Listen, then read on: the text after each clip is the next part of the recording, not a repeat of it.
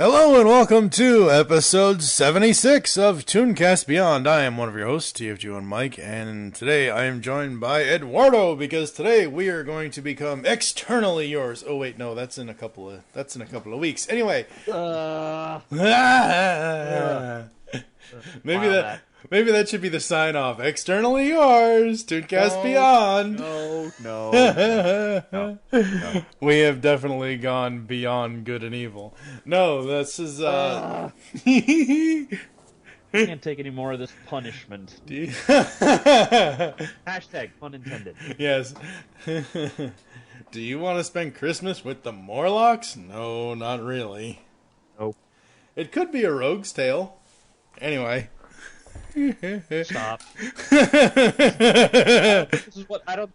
I don't think this is what you promised your listeners. Well, I could be a jackass and just have them watch Mojo Vision all the time. But yes, I'm going to do whatever it takes for this podcast until death do us part. Anyway, we are here, and are you done? Yes, I'm done. You're done. You got all your system? It's only sure. Yes, it's only 13 episodes. Anyway, if anyone remembers, episode 67 of ToonCast Beyond, Eduardo came on and we talked about X-Men 92, because you have to really justify it with the 92, because some people are like, or you could justify it with X-Men, the animated series, yada, yada, yada, but whatever. We talked X-Men 92, Season 1. We are finally back at it. Over the next 4 weeks, over the next month, you're going to get X-Men cartoons from us here at ToonCast Beyond, because we're going to talk about Season 2, 3, 4, and 5 over the next month or so. And yeah, so it's been a while. What the hell have you been up to? Well, let's see. I got married.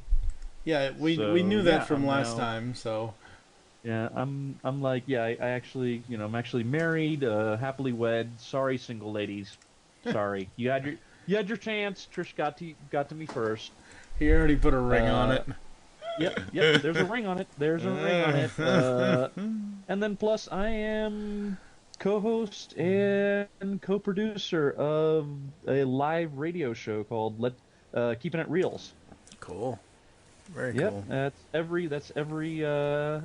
every Saturday, either myself or my fellow producer Iggy Matthews will be live on radio and talking various geek topics. Haven't spoken X-Men though. That's just for you.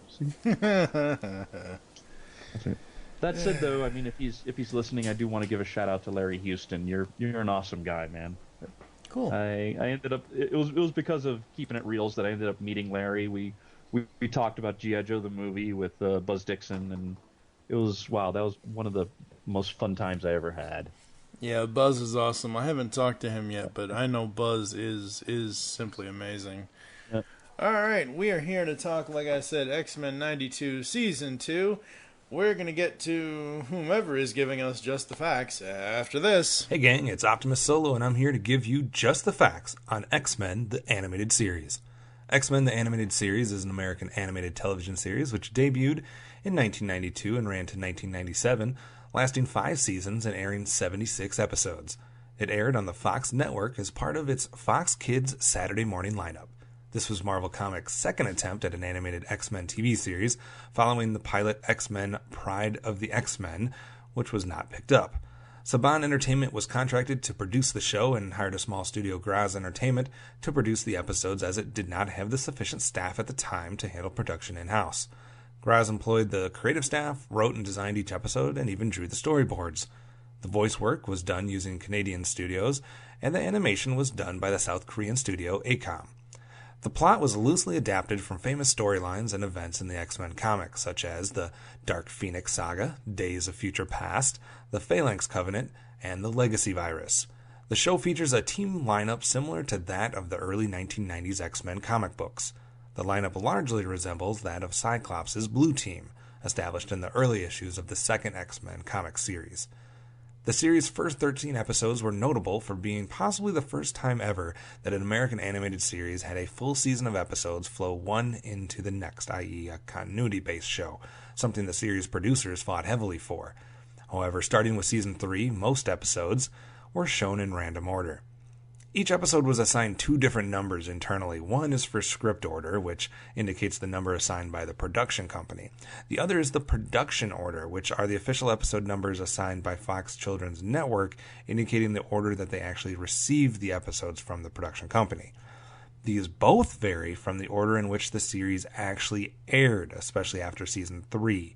So we have 3 different sets of orders in which these episodes could be organized. According to series writer Stephen Melching, the script order is the best guide in terms of overall series continuity, as this is how the stories were originally envisioned to flow together. The X-Men animated show was the longest-running Marvel Comics animated series for 18 years. It lasted 6 years during its 5-season run, which was the record until it was eventually beaten by The Ultimate Spider-Man when its 77th episode aired on October 17, 2015.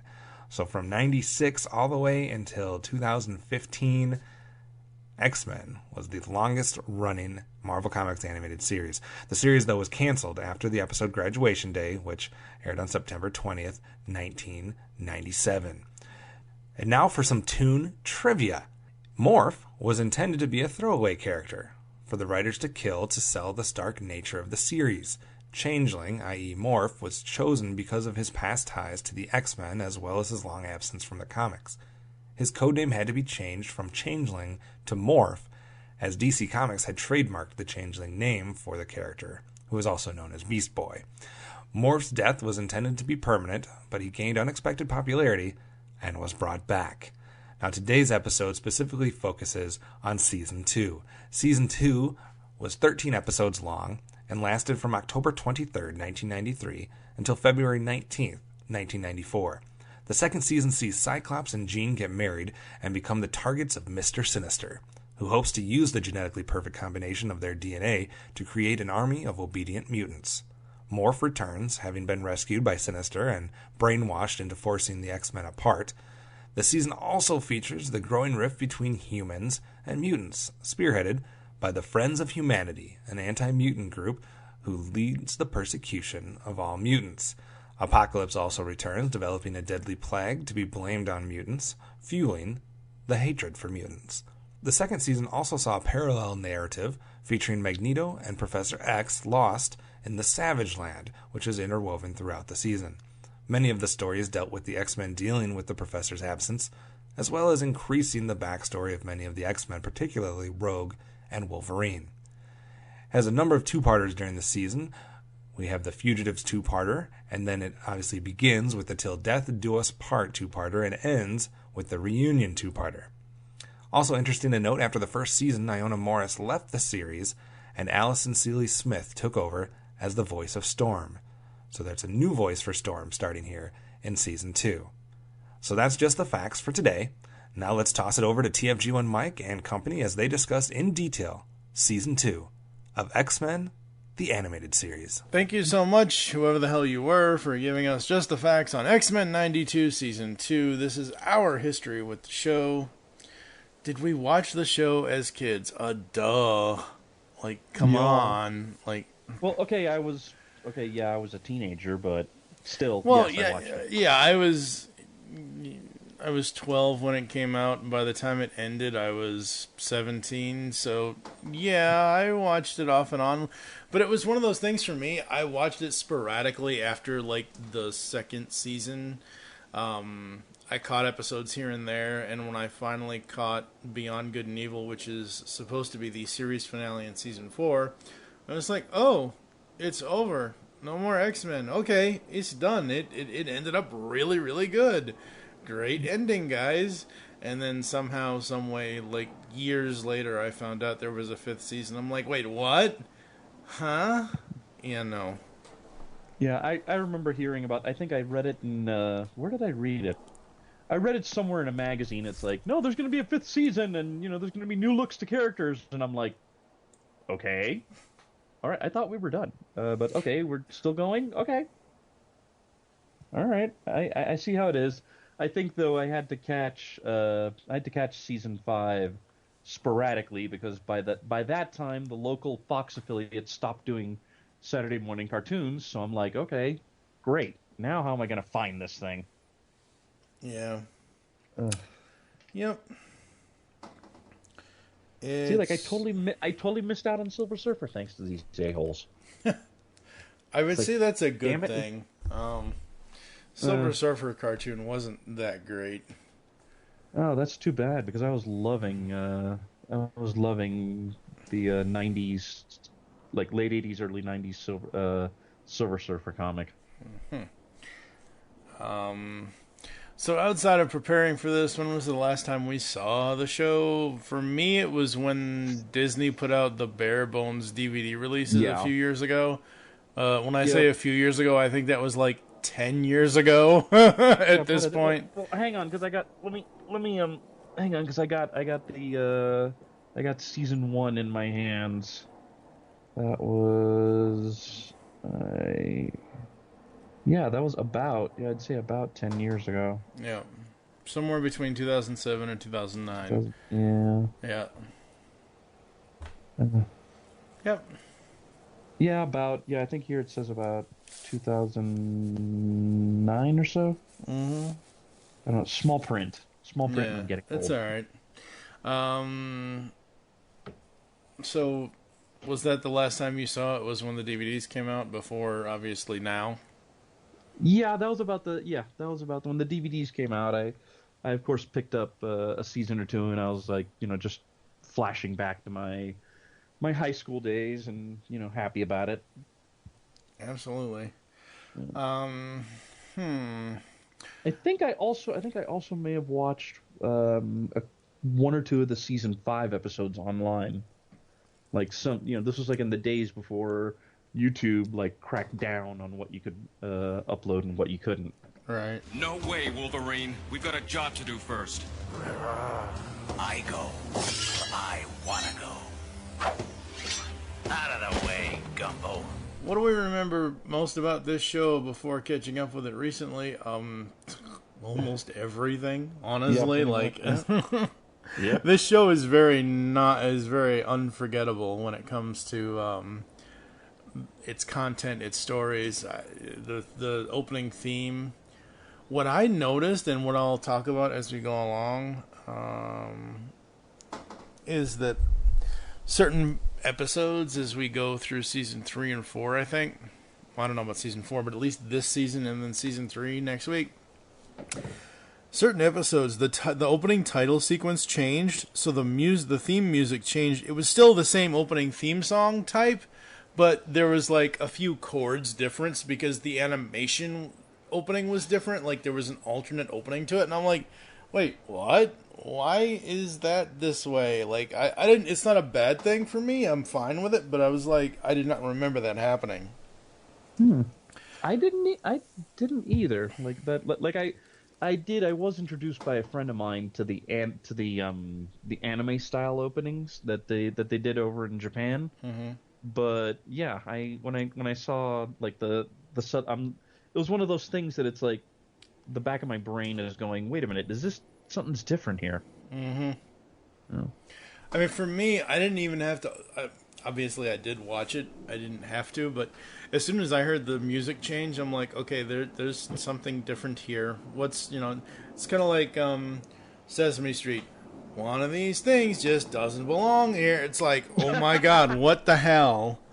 So what other things did you remember most about this show before we went back and saw it?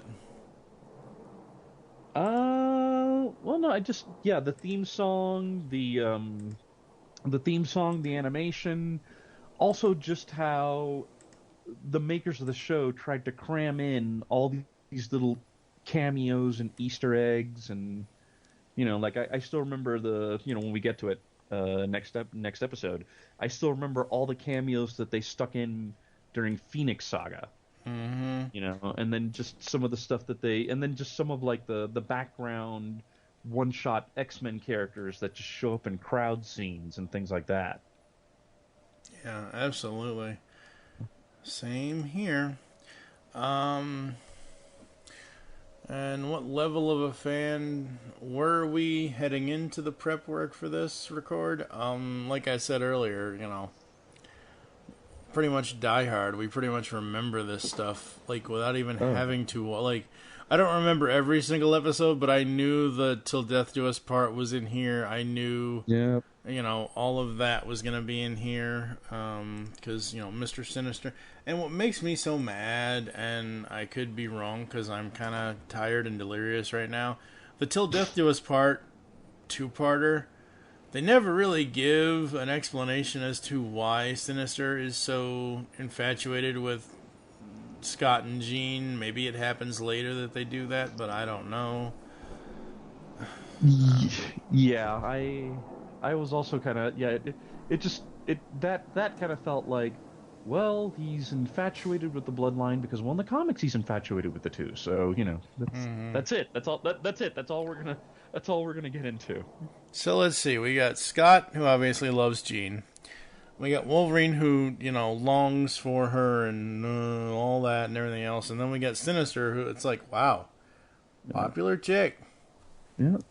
Sinister's all about, you know, I want to play science lab with you. Yeah. Oh my God. Yeah. Something that I'm sure, you know, some of the more weird parts of, like, DeviantArt and all that are, you know, would just run with. There are some very, very weird parts to DeviantArt that I just will never, ever... Somebody will tell me, like, nope, yep, I'm good. I don't need to know. Don't even need to tell me. Nope. Yep. Absolutely not. Yep. All right, getting into the season breakdown. Highlights and lowlights of the season. For me, it depends on the episode more so than anything else. Like, I like Storm's episodes where she goes back to Mount Kilimanjaro and all that, but it's not something... Yeah, it's like that and the Omega Red, the Red Dawn, like that one. Well, that one I think it shares something with the Magneto episodes of season 1. Okay. In the sense that they decided, oh, this is a kid's cartoon.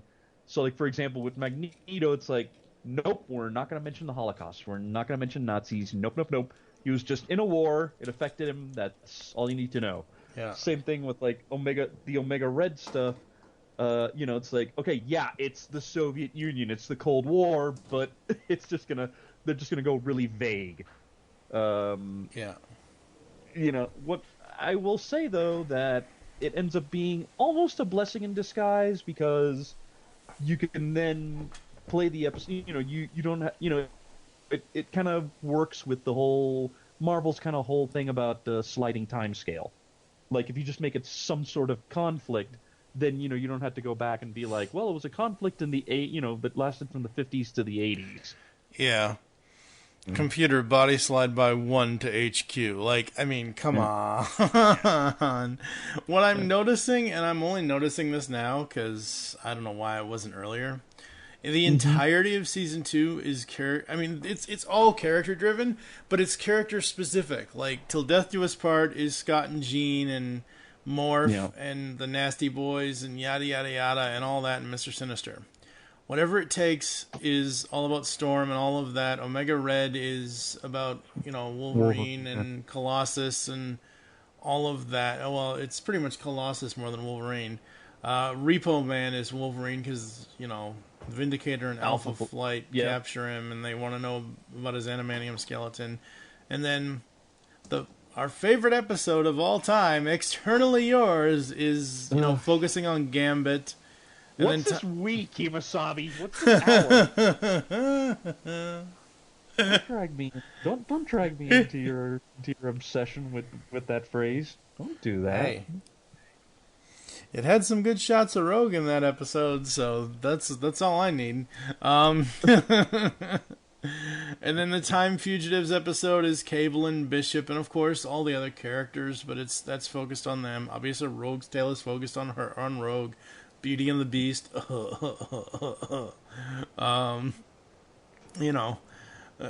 Beast and Carly and all that. So it's focusing on Hank, and then the only one, after looking through all these, realizing that they're all character-driven, the only one that's kind of out of place is Mojo Vision.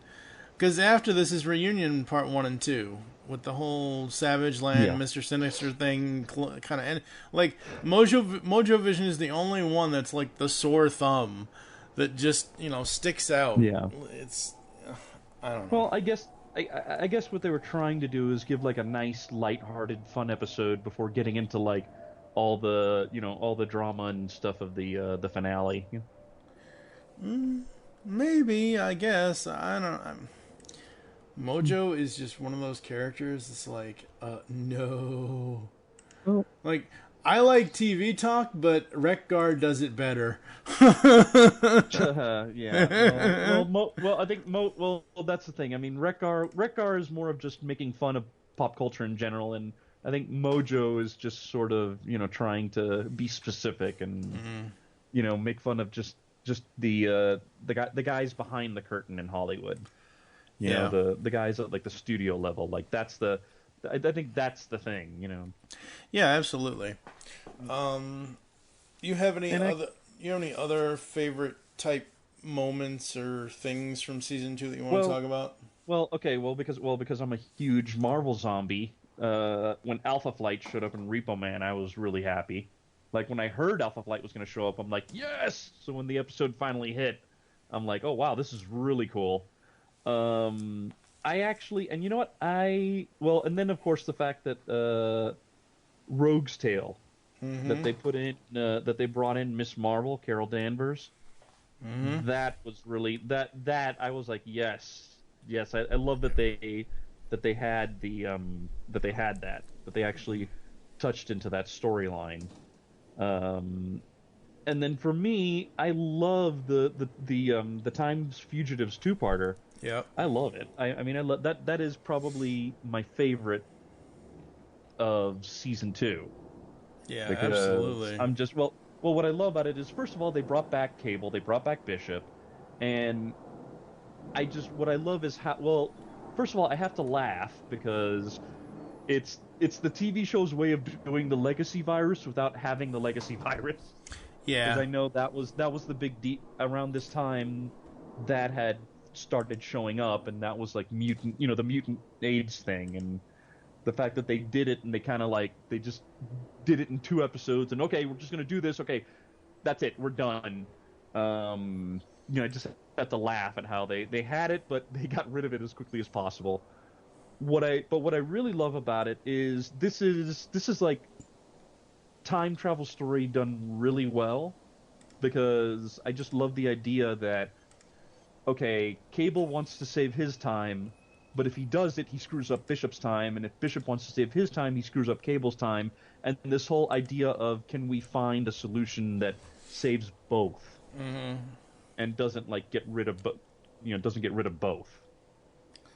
So I like, and yeah, they did find option C, but it was kind of cool that both travelers had to grapple with that. And it's like, oh, okay, well, I gotta save my time, so screw you. No, I gotta save my time, so screw you. And gotta love that cliffhanger with Cable being like, wait a minute, do I have to actually help Apocalypse if I want to save my future? It's like, whoa, dude, I'm not into this. Yeah, no. I gotta say though, I did notice an interesting plot hole with Time's Fugitives, or something that kind of feels, because you have Bishop. When Bishop, we first see Bishop in the episode, he's coming back to his time, and he's like, wait a minute, things have changed. Did I succeed? And Forge like, the hell are you talking about, man? We're still dying. And it's like, correct me if I'm wrong, but when we saw Bishop at the end of season 1, he had come back to his time, nothing had changed, and Forge is like, it's all right, we'll just keep going till we get it right. And it's like, okay, are we missing? Was there like an adventure that Bishop had that we never saw? I think this was kind of it, where this was the adventure we never saw at the time. Like, where at the end of, I don't have that information in front of me, but go listen to episode 67, folks, of ToonCast Beyond. But it's whatever the name of the episode is that Bishop Days of Future Past. well, duh. Days of oh god, how the hell do I forget? I just need to not be a podcaster anymore, folks. I'm retiring. I've put in my 10 years. I'm done. But it's like it's okay. What the hell? But yeah, at the end of Days of Futures Past, he goes back and it's not changed, but maybe part of it was, or something had to have happened where yes, it's not any better, but it's not any worse. So it kind of just has that stay the same mentality, and that's when Forge is like, it's all right. We'll just keep on fighting the good fight. Yeah. Well, okay. I do have. Okay, I'm gonna go for the Marvel No Prize here, even though they don't give those out anymore. But yeah, I remember when they used to. Basically, okay. So we have the end of Days of Future Past, where Bishop comes back. It looks like we still have, crapsack sentinels rule everything. And Forge goes, okay, well, we'll just keep going back till, you get it right. Now, one of two things probably happened. Okay, thing A, Bishop went back, tried something else that we didn't see, and then came back, and we have virus kills everybody future. So then Bishop has to go back and deal with it. The other possibility is, okay, so Bishop is about to go back. Like, Forge says we'll just keep going till we solve everything. Bishop is about to go back. When he hits the portal, maybe he intersected with Cable going back, or he intersected with something in time. See, that to me, what you're explaining is what happens in Beyond Good and Evil. Right, like maybe he hit something, and instead of ending up back in the 20th century, like back in modern times, he ended up right back. He ended up right back in his native time, but things had already adjusted to virus kills everybody future, and Bishop's brain kind of addled from the experience thought that he didn't basically forgot that he was already there like 2 seconds ago, and finding out that things hadn't changed. So from his perspective, his journey in Days of Future Past was apparently a success until he finds out, oh wait, nope, we're still dying, but now we're getting mutant superflu. So shit. Okay. Yeah, mutant superflu, and that's when Cable and Apocalypse and all of this and all of that. Like chances are, most logical solution is he probably went back, had an adventure we never saw, and then came forward and was like, wait, did it work? And Forge like, nope, we're still dying from mutant superflu. Yep. Yeah. Yep. And yeah, Rogues, but yeah, Beauty and the Beast. I do have to say I laughed my head off at just how much of a wine fest Graydon Creed does. Oh my god! The fact that his dad is Sabretooth gets publicly revealed. That said, though, I do notice they changed Sabretooth's name in the cartoon. Oh, did they? What is they made him? Yeah. Well, in the comics, his real name is Victor Creed.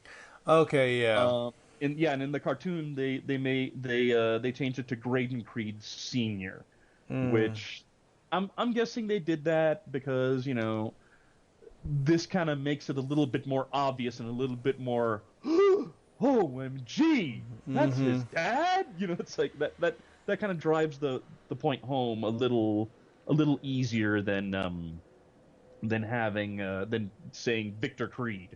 Yeah. Then it's like for those of us who don't read the comics or were familiar with it, it's a little bit more of a head scratcher and going, wait, does this mean they're related? It's. I think they just wanted that instant whoa kind of factor. Yeah, absolutely. And by the way, there's even Mojo Vision actually. I know you don't like it, but I did notice it creates an interesting. Again, you have a plot hole thing here, because one of the ladies that kind of hangs off Longshot is Dazzler. Right. But then she shows up, albeit with her hair kind of a little darker than we're used to, in Dark Phoenix next season. Yeah. But my I was thinking about that. I was like, oh yeah, that's it. That's right. My explanation for it, though, is Mojo being one that keeps spying on Earth, saw Dazzler, and was like, "Wow, I could use a hot girl like that. Maybe we'll give Longshot a girlfriend and he'll shut up." And I thought that was Jubilee's job. Yeah, well, I mean, it's like, he sees Dazzler on Earth, right? Yeah. Maybe I'll kidnap her. Maybe one of his aides or something is like, "Master, maybe you shouldn't." And he's like, "Okay, fine. We'll just make some sort of duplicate clone, and maybe we'll change the hair or something." Oh, God, no, don't you dare. Don't you dare compare Mojo to Hardak. Come on now, Hardak is so much better than Mojo. I'm not comparing, I'm just saying. I know, but that's the first thing, like, you mentioned, duplicate, and I'm like, no, Hardak, no. So much evil there. Like, no. I did not think I was going to break anyone's brain today, but I just did. Well, there you go. There you go. Out of season 2, I would say that the pace of the season is very well done. Like, all of the stories intersect to each other. Even Mojo Vision intersects a little, obviously, because it's between, Beauty.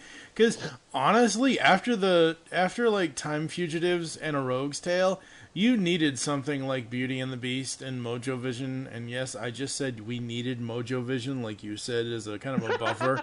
Which I can't believe I'm even admitting that, because, oh my God... It's not even that, like, I like the idea of a television world, a world that is nothing but televised whatever. Not necessarily a televised fight club, because, first rule of televised fight club is you don't talk about televised fight club. Damn it, I can't talk today. This just breaks your brain. Yeah, pretty much. Your brain. And then the season ends with reunions, and it's, Xavier and Magneto, Savage Land, Mr. Sinister, all this stuff, super mutants, and whatever else, and just absolutely love it. Yeah, but by the way, did you know, I did notice something as far as the season goes.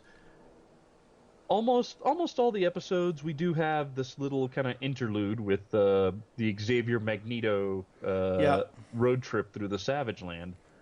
But the thing I've noticed is that if you take those little ending scenes out, then each episode could pretty much be standalone. Yes. Like the only thing, it's just the fact that you have those little Xavier Magneto scenes that kind of add kind of continuity to it. Yeah, they kind of tie it all together. I mean, technically, outside of the ones that say part 1 and part 2, like Time Fugitives, like Till Death Do Us Part, like reunions, technically you're right. They like X-Ternally Yours, Red Dawn, Repo Man, all of those are pretty much one-shot character-driven episodes, which I think is a good thing, as well as it also being the other way, where, like you're saying, having the Xavier and Magneto moments, kind of tie everything together. Because they're not there. Like, they specifically say, what are we going to do? That now Charles is not here, and yada, yada. Yeah, Charles is missing, Yeah.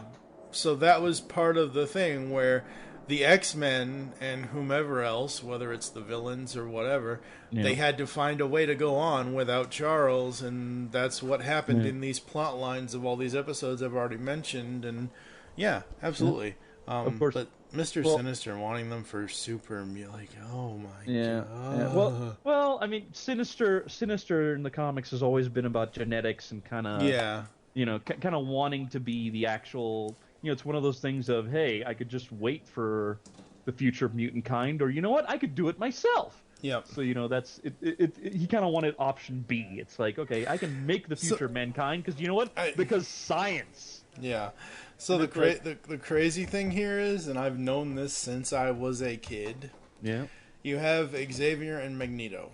Xavier wants to help mutant and mankind coexist together. Magneto wants mutant kind to rule over humankind. Mutants are superior, humans are inferior. And Sinister is essentially the next evolutionary step of Magneto. Like, I want super mutants. I want everybody to, humans suck, yada yada yada, whatever. Like, wow, Sinister is just a more evil version of Magneto with genetics. Because that's the thing. Sinister's all about, well, you know what? I'm all about genetics and science. So and science dictates that mutants have to go beyond. So I'm gonna help. At least with Magneto, at least you have that kind of thing of why does he want mutants to rule and why is he in this? Because it's like, well, let's see. I was already part of one minority that got royally screwed. So this other minority I'm a part of, this ain't gonna happen again. So I'm gonna conquer your asses so you don't try to camp us again. At least there's it's with Magneto it's kind of an ends justify the means type of thing. Whereas with Sinister it's just, hey, this is science, okay? So shut up and let me screw with your genome here. Yep. Absolutely. All right, we are gonna talk about how the season held up. Oh, what were you gonna say? I was gonna say, I do have to love that Reunion Part 1 adds to the X-Men drinking game, because you do have that Jean scream by Cyclops when she gets kidnapped. Yeah. Great. Although great animation in that scene, because you have that close up on Cyclops as he just rips his glasses off, and then it just pulls back as he just lets loose with his optic blasts. Didn't he say Sinister right there? Or he says Sinister at one point during This is like Sinister, but I do know. I think when he takes his glasses off and blasts the sky and you get that pullback shot, it is a Gene. Yeah. Because there are plenty of where he's screaming Sinister's name. I'm like, dude, you're not Captain Kirk. He is not Khan. Come on. Really? Yeah, we did. No. Well, if this show is about anything, it's about people screaming at everybody's name. Everybody screams. Wolverine screams Jean's name. Cyclops screams Jean's name. Jean screams Scott's name. Yep. And then Xavier just gets wharfed by some more powerful psychic being and goes, ah! Yeah. Brain fart. Alright, how the season held up. Did the season keep your interest throughout? Yeah.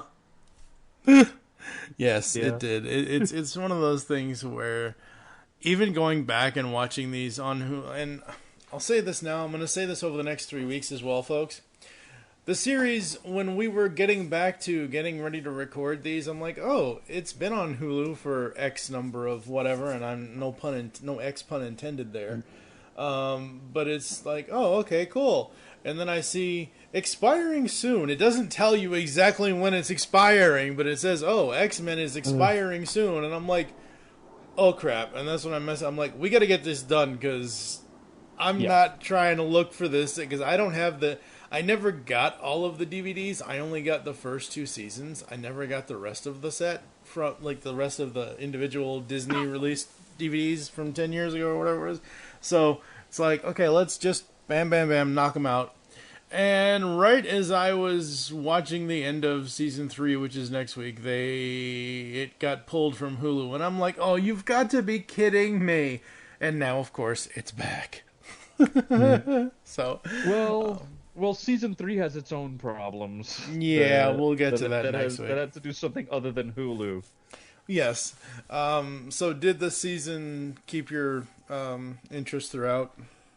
Oh yeah, definitely. Well, it also kind of helps that I as a Marvel fan for for decades. Yeah, I'm dating myself.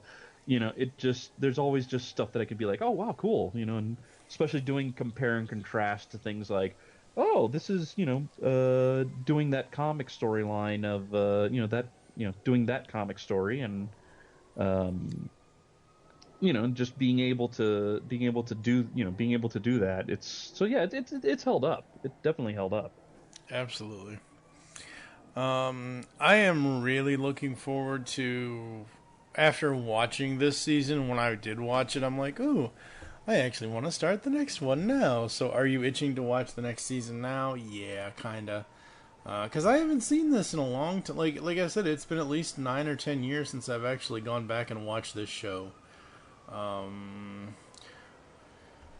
Would we recommend this season of the show to people? Yes. I mean, come on. This is some of the best X-Men writing. Or best, X-Men story development type stuff here. I don't know if I would actually show any of X-Men to children.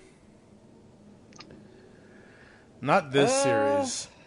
I don't. Well, I think. Okay, I think it depends on the child. Mm-hmm. Like, if the child is old enough and/or they're mature enough, they could probably have a not have a problem.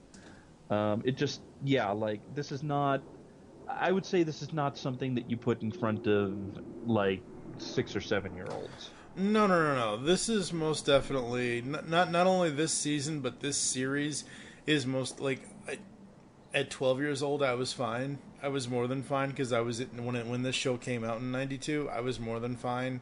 So I would say this is more like 13 and up. I would say. So there is that.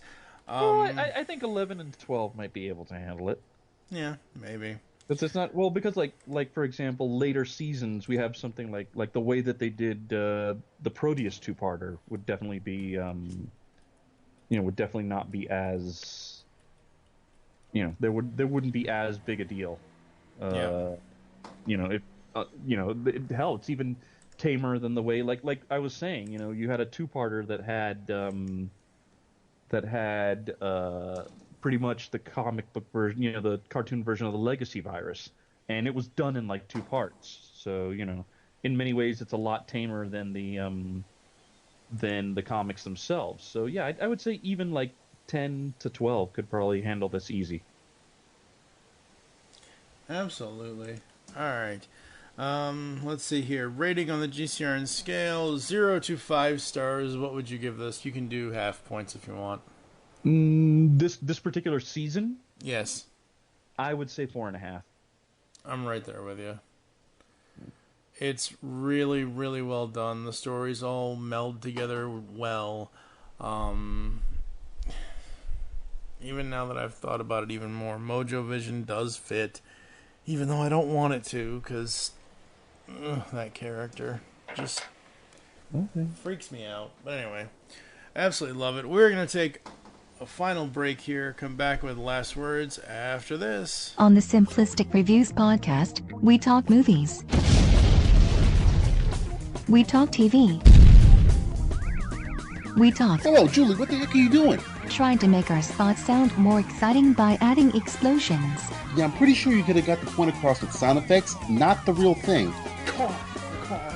Download the show on iTunes or at simplisticreviews.blogspot.com. I'm sure your insurance company will cover that. No, they won't. No, they probably won't. DeCN, the superhero webcomic. DeCN's got superhero antics and sexy girls. For action, comedy, mayhem, and more, read it now at DeCN.com. DASIEN.com. Do you like retro cartoons? Then Saturday Morning Rewind is the podcast for you. Join them each month as they talk about classic cartoons and interview legendary voice actors like Jim Cummings. I am the terror that flaps in the night. Corey Burton. Sometimes toys can be so flighty. Rob Paulson. Sure, Blaine, but how are we going to find chaps our size? Nancy Cartwright and many more. Eat my shorts. So grab a bowl of Lucky Charms. They're magically delicious. Put on your hammer pants. Go to SaturdayMorningRewind.com. And be prepared to feel like a kid again. Once again, that's SaturdayMorningRewind.com. Saturday Morning Rewind was voted best podcast ever by its host, Tim Nidell. So it's gotta be good. My guess is that our interests coincide. You're boring me. If you want to help me nail them, get your team together and let's get started. We are back here on ToonCast Beyond, episode 76, X-Men Season 2 from 1992. Anything we missed, Eduardo? No, I'd say as far as this is concerned, yeah, nothing that we really nothing that we really missed. Absolutely. So it is, as we've said, it is on Hulu. It was available on DVD. I'm not sure if those DVDs are still around. You might be able to find them on eBay. Yeah, might be able to find them on eBay. Maybe be able to find them on Amazon.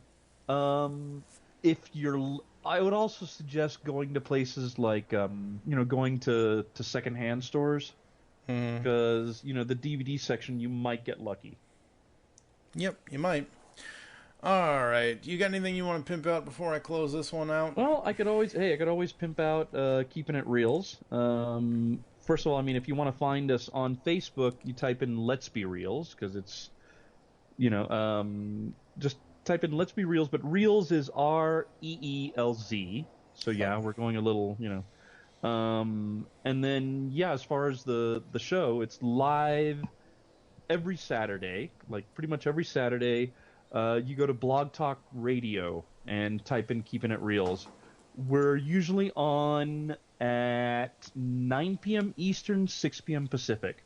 Okay. But covers a wide range of geeky topics. As of when we're recording this, last Saturday's episode we celebrated 20 years of Pokemon, and this Saturday is we're doing basically a celebration of Stephen King. I thought you were going to say 20 years since the Titanic film sank everybody's expectations of sitting in a theater. Yeah, no. Although, I will say this, our last episode of October is going to be dedicated, since it's Halloween, we're going to dedicate it entirely to Nightmare Fuel. So yeah, if you get nightmares from Titanic's cheesy acting, then you could. And one of the things I do want to promote, though, about the show is, since it's live, it is call-in. It is a call-in show. Cool. If anything, go to the Let's Be Reels Facebook page and go to Blog Talk Radio, Keeping It Reels. The number that you can call will be there. Plus, not to mention that I always, with the episodes I'm hosting, I always pimp them out on Facebook, and I always include the call-in number there. So very cool. Yep. All right, that's going to do it for us today here on ToonCast Beyond. We'd like to thank you for joining us here on the latest episode, and of course, we invite you to get in touch with us and leave feedback for the show. Visit the website geekcastradio.com, where you can comment on this and all of other episode podcasts from all this podcast and all the other podcasts we do. Leave the show's feedback in iTunes. Please do this. Follow us on Twitter. You can follow at ToonCast Beyond. I am at TF2and What is your Twitter? My Twitter, it's supposed to be pronounced White Balloon King, but because Twitter gives like a character limit, thanks a lot, it is spelled WHTBLLNKING.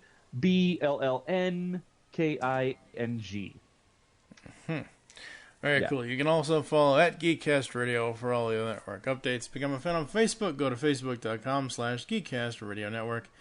We hope you enjoyed this episode of ToonCast Beyond and wish you'll join us next time when we'll be giving you our thoughts on X-Men 92 Season 3. For now, I am TF2 with Eduardo M. Freyre. Thank you for listening. Until next time. Lousy luck. You sure make a lot of noise.